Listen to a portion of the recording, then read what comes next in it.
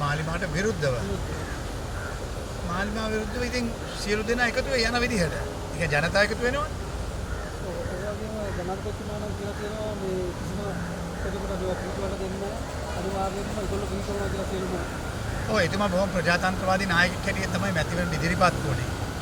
අද වෙද්දී අපිට දැනෙන්නේ තමයි ආණ්ඩුව හිර වෙලා තියෙන්නේ. හිර වෙනකොට නොයෙක් දේවල් කියන. ඒක අංගයක් හැටියට මම එක දකින්න. මේ රටේ ප්‍රජාතන්ත්‍රවාදය තියෙනවා. ප්‍රජාතන්ත්‍රවාදය ඉරදී යුතුයි. මේ පනත සම්මත කෙරුවේ ජනතා විමුක්ති පෙරමුණත් එහා පාලන ආණ්ඩුවත් එකතු වෙලා. හදිසියෙ සම්මත කරගත්තා. රෑ 4 සම්මත කරලා තිබෙච්ච එක රෑ 11 වෙනකන් ඇදගෙන ගියා.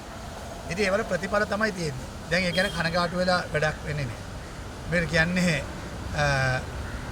කොකාට වාරෙන්න තිත්යාට වාර දෙයක් කියලා නේද? ওই 50ත් ඒගොල්ලන්ට වෙනස් කරන්න තිබුණේ එදා.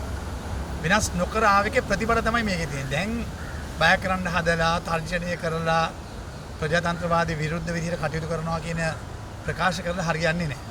ජනතාව දීලා තියෙනවා තීන්දුවක් රජයට විරුද්ධව.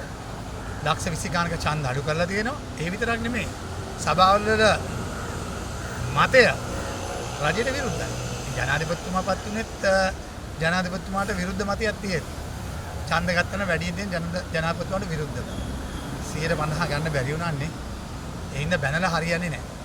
බැනලා හරියන්නේ නැහැ. යථාර්ථයට මුණ දී ආණ්ඩුව තමන් බලයට එනකොට දුන්න පොරොන්දු ටික ජනතාවට ඒ පොරොන්දු ඉටු කෙරුවා නම් මම හිතන්නේ මේ වගේ තත්ත්වයක් ඇති වෙන්නේ නැහැ. මාස 6 වෙද්දි ජනතාවට එපාලා තියෙන එක අපි තේරුම් ගන්න. තර්ජනය කරලා ඒක යටපත් ගන්න හම්බෙන්නේ. තර්ජනය කරන්න මේ ප්‍රකාශ කරන්න ඔවුන්ගේ ඡන්ද අඩු වෙනවා.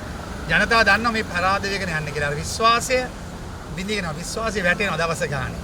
ජනාධිපතිතුමාට ඒ විශ්වාසය වැටිගෙන යනවා. ජනාධිපතිතුමා කොහොමද තර්ජනය කරලා බය කළම තියාගන්න පුළුවන් කියලා ඇල්ල තමන්ගින පාක්ෂිකයන්ට පොඩි ධෛර්යයක් දෙන්න හදන්නේ.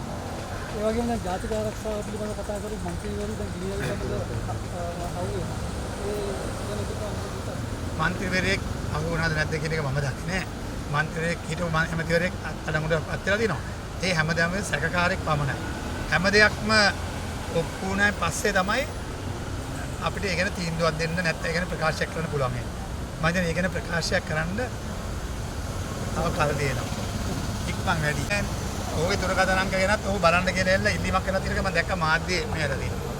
ඉතින් මේ ගැන සොයා බැලීම තමයි පළවෙනි දේ සැකකාරයෙක් පමණයි. වැරදිකරුවෙක් නෙමෙයි. හැබැයි මේ අදටත් වෙඩි තියෙනවා ඊරත් වෙඩි තියෙනවා. ඉවරයක් නැහැ. නීතිය වල් ගිහිලා තියෙනවා. ආරක්ෂාව ගැන බලාපොරොත්තුවක් තියාගන්න බෑ කාටවත්.